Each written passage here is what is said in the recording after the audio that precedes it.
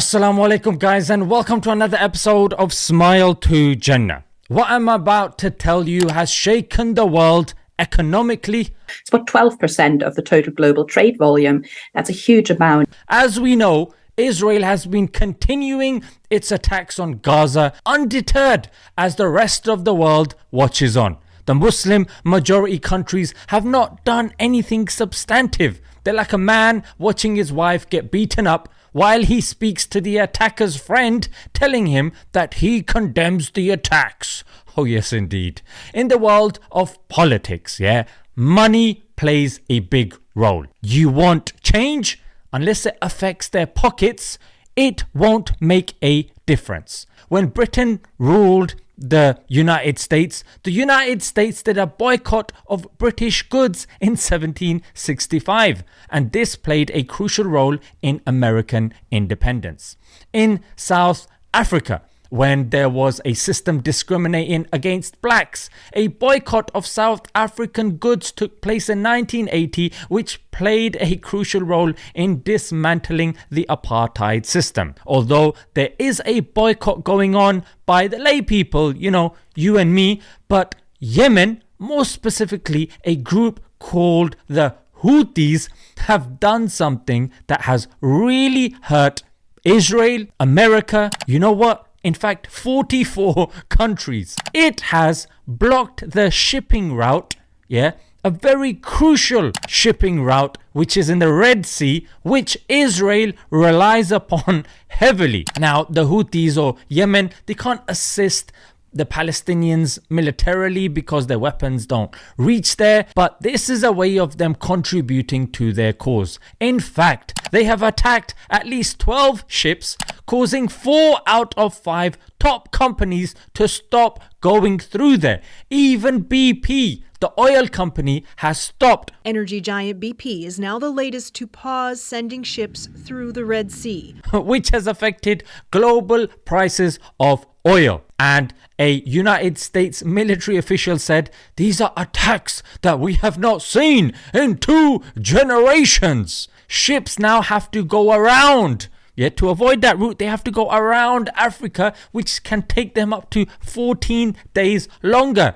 The prices of products have gone up. The insurance premiums are affected. The world's elites are now paying attention. On top of that, the United States and the UK are involved doing the dirty work for Israel by shooting down these drones, because that's how the Houthis do it. They send drones, amongst other methods as well. But it's only now that the US is like, hang on a minute, we're being screwed over. Because think about it. A Houthi drone costs, about $2,000 to make, but a United States missile that's needed to shoot it down, most likely the SM-2 that's being used, costs $2 million each.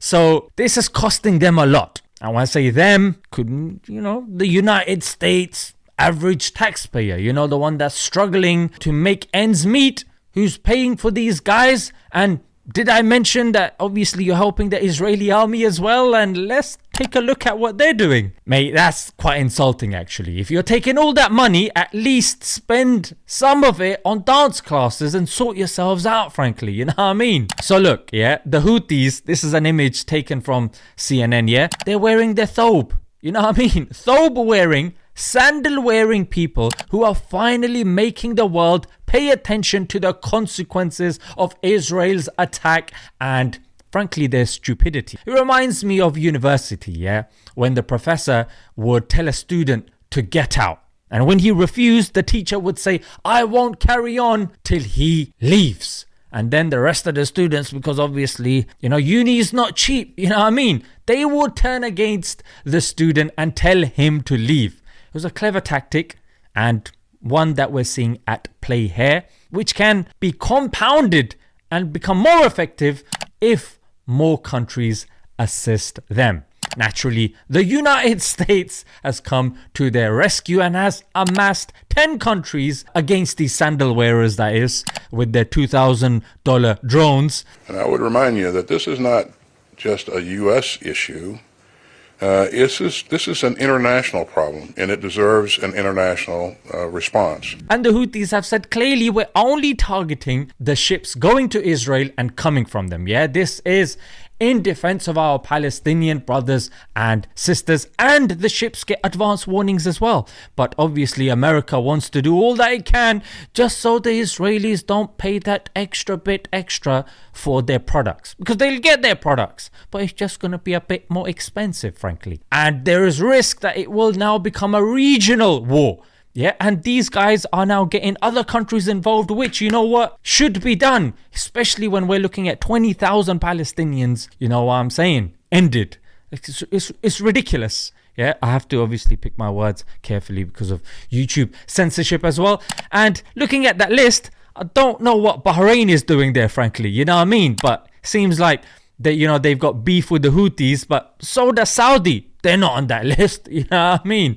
And in a case like this, you got to put your beef to one side, frankly. Considering the bad news that we get and how powerless we feel because the Muslim majority countries are not doing anything substantive, hearing something like this is a breath of fresh air, frankly, yeah? And I hope it will inspire more Muslim countries to do something, especially economically, like I've discussed, that has been known to make a difference in history. And of course, Islamically, we know our connection with Allah is the most important. So to make sure that we are maximizing on that, because obviously you got to tie your camel, but you make dua as well. You know what I mean? So there's means, and of course, ultimately there's Allah. Do your best, Allah will do the rest. Let's leave it there, guys. Until next time, Assalamu alaikum.